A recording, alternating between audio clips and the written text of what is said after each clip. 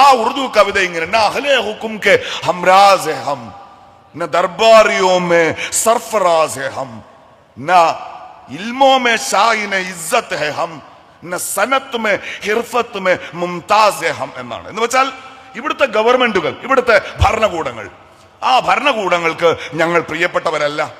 ഇവിടുത്തെ രാജസദസ്സുകളുണ്ട്, ആ രാജസദസ്സുകളിലേക്ക് ഞങ്ങൾ പ്രവേശനമുള്ളവരല്ല.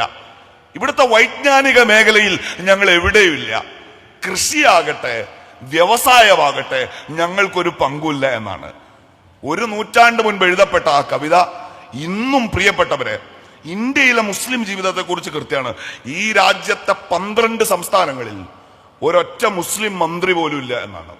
4 കോടി ജനങ്ങൾ താമസിക്കുന്ന ഉത്തർപ്രദേശ്, അവിടെ ഒരു മുസ്ലിം മന്ത്രി പോലും ഇല്ല എന്ന് മാത്രമല്ല, ആ സംസ്ഥാനം തുടർച്ചയായി ഭരിക്കുന്ന ഇന്ത്യയിലെ തന്നെ ഏറ്റവും വലിയ രാഷ്ട്രീയ പാർട്ടിക്ക്, ഇന്ത്യയിലെ തീവ്ര വലതുപക്ഷത്തിന്റെ സംഘടിത രൂപം എന്ന് പറയാൻ കഴിയുന്ന രാജ്യം ഭരിക്കുന്ന രാഷ്ട്രീയ പാർട്ടിക്ക് അവിടെ ഒരൊറ്റ MLA പോലും ഇല്ല.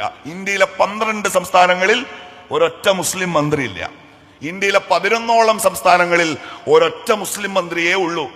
ഈ രാജ്യത്ത് 4 സംസ്ഥാനങ്ങളിലെ ഒന്നിലധികം മുസ്ലിം മന്ത്രിമാർ, ഒന്നിലധികം എന്ന് വെച്ചാൽ 3 അല്ല കേട്ടോ, 2 ഉള്ളൂ എന്ന് വെച്ചാൽ എല്ലാ അർത്ഥത്തിലും ബഹിഷ്കരിക്കപ്പെടുന്ന, പുറത്താക്കപ്പെടുന്ന, സമൂഹത്തിന്റെ മുഖ്യധാരയിൽ നിന്ന് ആട്ടിയോടിക്കപ്പെടുന്നവരായി ഈ രാജ്യത്തെ ഈ സമുദായം, വിശേഷിച്ച് ഉത്തരേന്ത്യൻ ജീവിത സാഹചര്യങ്ങളിൽ എങ്ങനെ മാറി എന്ന പരിശോധന